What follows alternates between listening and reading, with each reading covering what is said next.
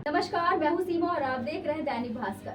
हिंदू धर्म में नवरात्रि का विशेष महत्व है। नवरात्रि के दौरान मां भगवती के 9 रूपों की विधि विधान से पूजा अर्चना होती है।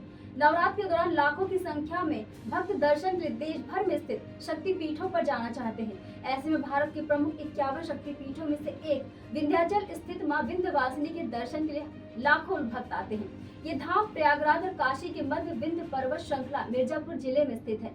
पौराणिक मान्यता है कि यहाँ आने वाला कोई भी व्यक्ति खाली हाथ नहीं लौटता।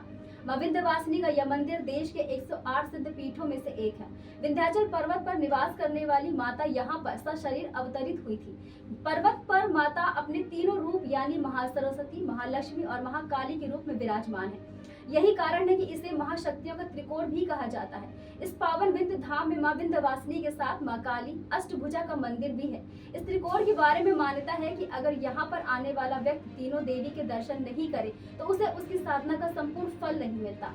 कहते हैं ब्रह्मांड में ये इकलौता स्थान है जहाँ पर 3 देवियां एक साथ अपने भक्तों का कल्याण करती हैं। करीब 12 किलोमीटर क्षेत्र में फैले इस त्रिकोण की पैदल यात्रा करने से सारी मनोकामनाएं पूरी होती हैं। कहते हैं एक महाशक्ति का दर्शन करने से कई जन्मों के पाप दूर हो जाते हैं। लेकिन विंध्य पर्वत पर तीनों शक्तियां एक साथ बैठकर जगत का कल्याण कर रही हैं, जिससे यहाँ का महत्व अन्य जगहों से ज्यादा हो जाता है।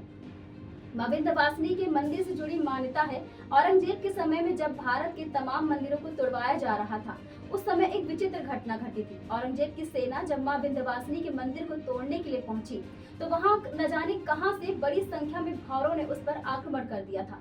इसके बाद औरंगजेब की सेना ने मंदिर तोड़ने का ख्याल छोड़ दिया और आगे बढ़ गई थी। अगर आपने त्रिकोण यात्रा की होगी तो आपने मार्ग पर जगह जगह पत्थर देखे होंगे, जिससे लोगों ने आशियाने की मंशा में प्रतीक स्वरूप घर का निर्माण किया होगा। लोग इस उम्मीद से यह काम करते हैं कि अगर मां चाहेंगी तो उनका सपना भी जरूर पूरा होगा। इसी भरोसे के साथ ये सिलसिला सालों से चला आ रहा है। वैसे भक्तों की सुविधा और पर्यटन को बढ़ावा देने के लिए यहाँ पर रोपवे का निर्माण भी कराया गया है, जो अष्टभुजा काली खो में स्थित है। ऐसे और मंदिरों के बारे में जानकारी पाने के लिए देखते रहिए दैनिक भास्कर। नमस्कार।